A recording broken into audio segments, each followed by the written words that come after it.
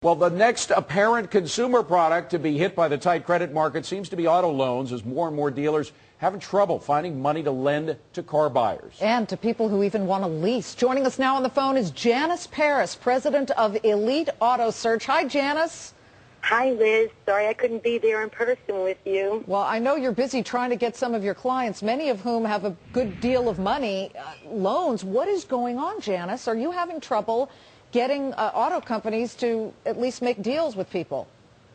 Well, the situation is really twofold. When we're speaking about the American car industry, there's the problem. Chrysler, as you know, Chrysler, Ford, GM are way down in sales, and they've decided to hold off on leasing, or if someone wants to lease, the lease payment is going to be very, very high. Quite frankly, this has been a problem with the American car industry for far longer than most people are aware of, and I truly do not believe that that's going to last.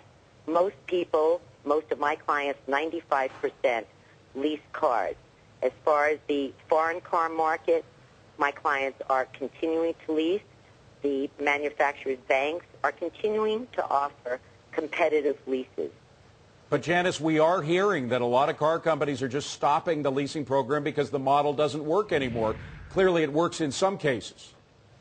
Well, none of the products that I'm dealing with, whether it's Mercedes, BMW, Audi, Infiniti, all of those, even down to Toyota, they are still leasing. The leases are still going on.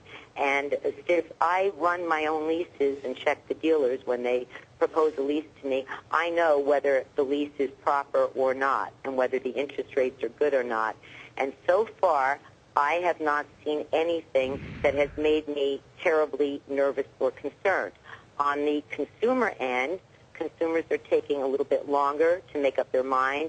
They might be rethinking, do they want to stay in that Highline car? Do they want to go down to something else?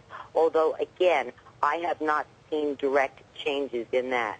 Most of it is going to be focused on the American car industry at this moment anyway.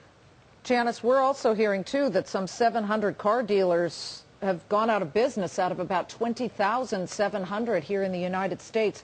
Surely that adds to the pressure, I think, as we go forward on people looking to, move up in car status or at least get a new one. I know my lease is up in a year. You helped me get my last lease. Yes, I did.